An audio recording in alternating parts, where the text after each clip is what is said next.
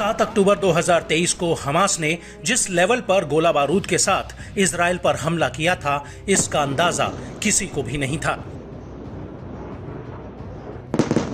महज छोटी सी जमीन पर बसने वाली करीब 23 लाख लोगों की आबादी में से हजारों हमास के आतंकियों ने एक साथ रॉकेट, गोला बारूद और बंदूकों से इजराइल के कई शहरों पर धावा बोल दिया।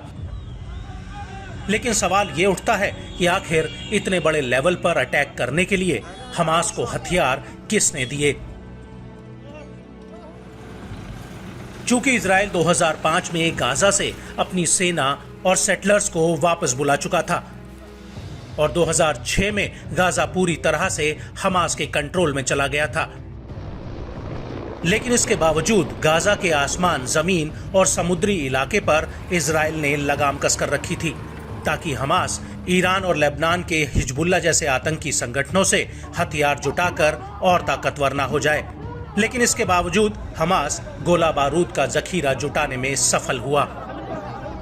गाजा के जमीनी बॉर्डर मिस्र और इजराइल से लगते हैं, जिस पर सख्ती से नियंत्रण रहता है, और गाजा दो तरफ से इजराइल से घिरा हुआ है। उसका कुछ हिस्सा मिस्र से लगता है और उसका पश्चिमी हिस्सा भूमध्य सागर की तरफ है, जहां पर इजरायली सेना गाजा के लोगों को समुद्र में करीब 19 किलोमीटर तक आवाजाही करने देती है।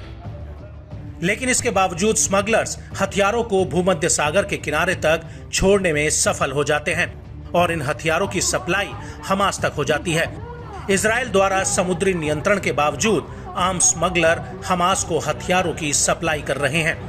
वहीं दूसरी तरफ गाजा से मिस्र के लिए कई अंडरग्राउंड सुरंगें जाती हैं, जिनका इस्तेमाल हमास हथियारों की सप्लाई के लिए करता है, और ये सुरंगें गाजा में हथियारों की स्मगलिंग का सबसे बड़ा नेटवर्क है। हालांकि गाजा और मिस्र के बीच इसका इस्तेमाल खाना, दवा, निर्माण सामग्री और बाकी सामान की आवाजाही के लिए भी होता है, लेकिन ज्यादातर इन सुरंगों के नेटवर्क का इस्तेमाल हमास को हथियारों की सप्लाई में होता है। हालांकि 2013 में मिस्र ने ऐसी कई सुरंगों को नष्ट कर दिया था। इससे पहले 2009 में इन सुरंगों में बैरियर लगा दिए गए थे। 2013 और 2014 में मिस्र की सेना ने करीब 1200 सुरंगें नष्ट कर दी थी। आपको बता दें कि इन सुरंगों से ईरान हमास को फज्र 3, फज्र 5, अनगाइडेड जमीन से जमीन पर वार करने वाले रॉकेट और M302 रॉकेट्स को ईरान और सीरिया से सप्लाई करने के लिए किया जाता है।